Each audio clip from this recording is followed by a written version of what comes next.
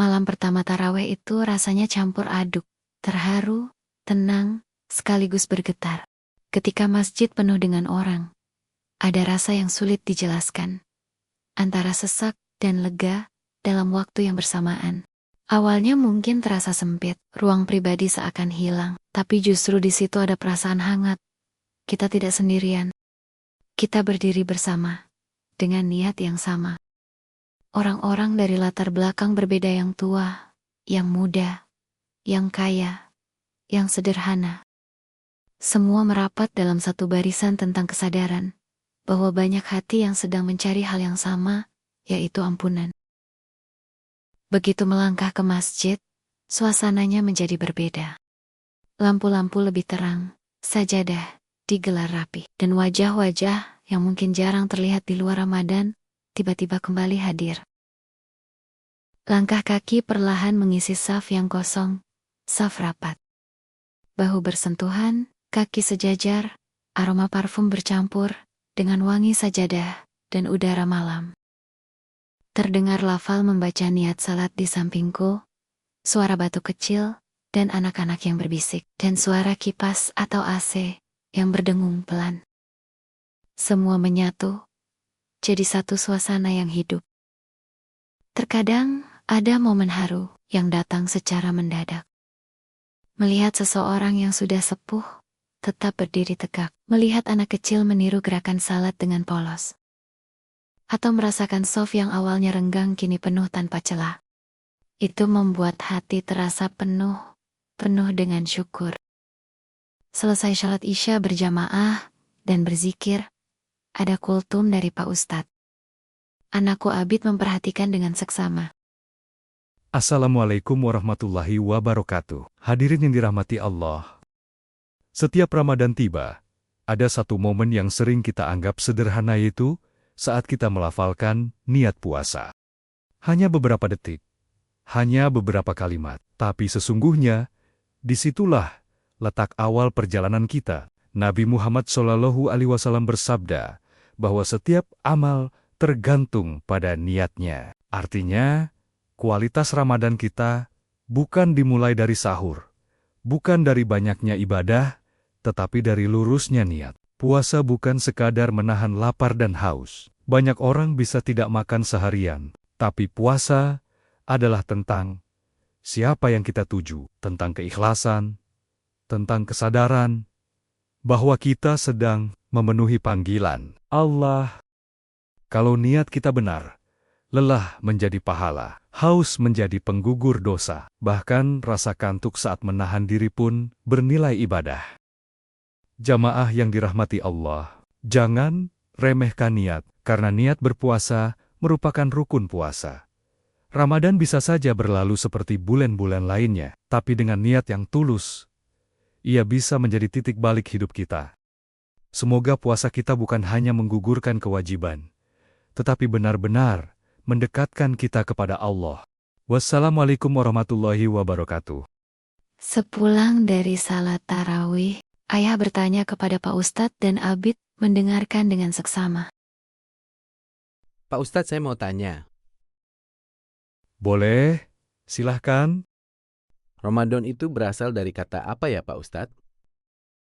Kata Ramadan berasal dari kata romdo, yang berarti panas yang sangat terik. Mengapa disebut Ramadan? Karena dinamai pada musim panas yang sangat terik. Pada masa penamaan bulan-bulan dalam kalender Arab, bulan ini bertepatan dengan musim panas yang menyengat, sehingga disebut Ramadan. Secara makna spiritual, Ramadan disebut demikian karena amal ibadah di dalamnya membakar dosa-dosa, seperti panas membakar sesuatu hingga bersih.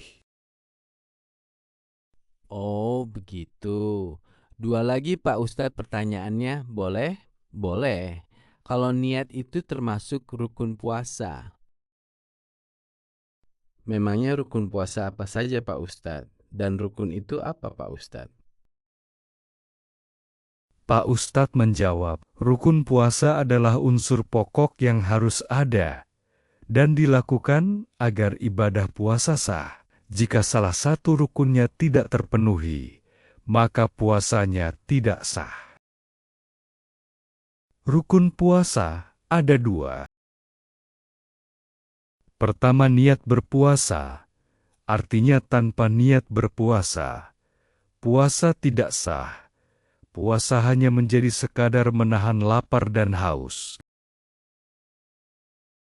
Yang kedua, menahan diri dari makan, minum, dan segala hal yang membatalkan puasa, sejak terbit fajar hingga terbenam matahari. Terima kasih Pak Ustadz.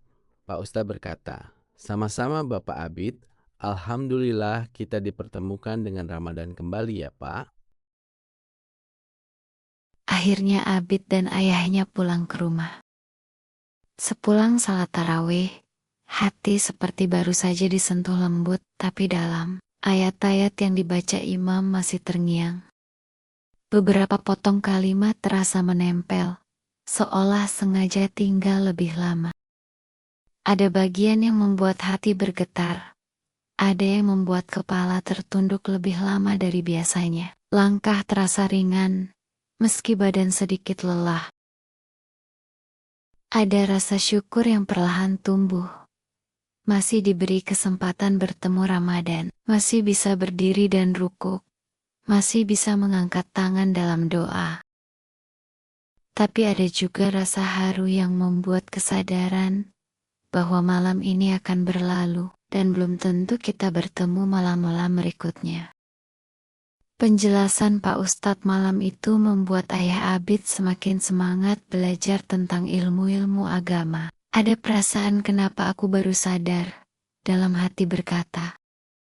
Dulu, waktu terasa panjang, hari-hari diisi dengan mengejar dunia pekerjaan, keluarga, mimpi, ambisi. Belajar agama rasanya bisa nanti, mengaji, bisa menyusul. Memahami makna hidup bisa saat sudah lebih tenang, tapi tiba-tiba cermin tak lagi memantulkan wajah muda. Rambut mulai terlihat ada yang memutih. Dan di satu malam yang sunyi, muncul pertanyaan yang tak pernah benar-benar dijawab.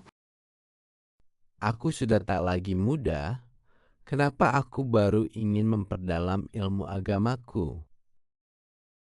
Untung aku sadar, aku belum terlalu tua untuk memulai. Mungkin usia sudah menua, tapi hati yang ingin belajar adalah tanda bahwa Allah masih memanggil. Bahwa pintu belum ditutup, bahwa selama napas masih ada, perjalanan itu belum selesai. Bismillah, yasir lana ya Allah. Malam itu setelah semua kegiatan selesai, aku mengajak Abid untuk segera tidur. Silakan subscribe, like, and share untuk mendapatkan cerita selanjutnya di Cerita dan Solusi. Tempatnya cerita yang bermakna dan berilmu.